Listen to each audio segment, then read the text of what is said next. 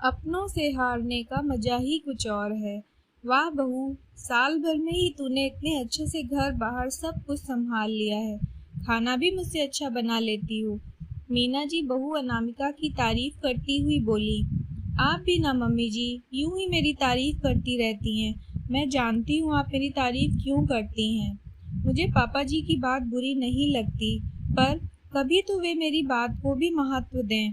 मानती हूँ कि वो मुझसे सीनियर वकील हैं और मुझे उनसे अभी बहुत कुछ सीखना बाकी है, लेकिन कभी तो मेरी भी अहमियत दें।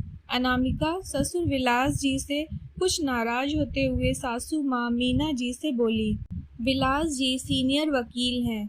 अनामिका को भी प्रैक्टिस करते 3 साल हो गया है। वो भी बहुत मेहनती वकील है। सभी उसके काम की बहुत तारीफ करते हैं।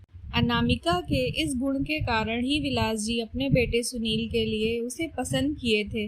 अपने वकालत के गुण के साथ अनामिका में एक अच्छी पत्नी और बहू बनने के भी सारे गुण मौजूद थे।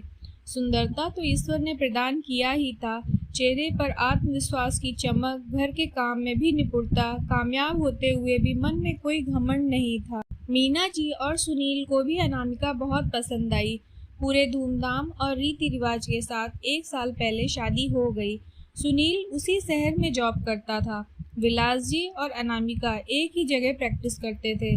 अनामिका को खुशी थी कि इतने अच्छे सीनियर वकील उसके ससुर हैं।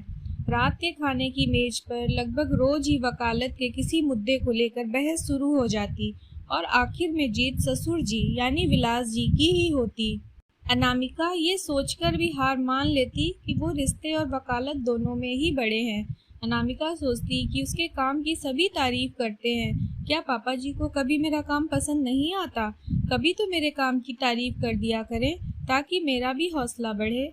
अनामिका को उदास देखकर एक दिन मीना जी विलास जी से बोली, आप हमेशा अनामिका के काम में कमी ही क्यों निकालते हैं? कभी उसके काम की सराहना भी कर दिया करिए।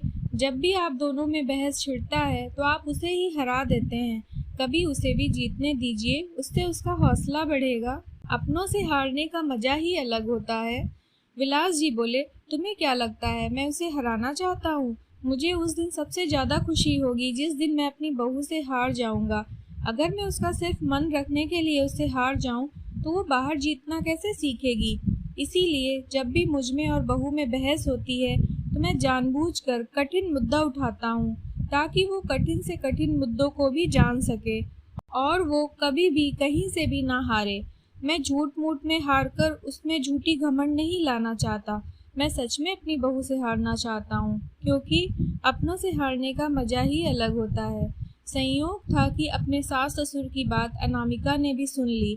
उसका सिर पापा जी के लिए श्रद्धा से झुक गया। मीना जी भी समझ गईं कि क्यों विलास जी अनामिका को हमेशा हराते थे, ताकि वो दुनिया से जीत सके। दोस्तों, आपको ये कहानी कैसी लगी कमेंट करके ज़रूर बताइए।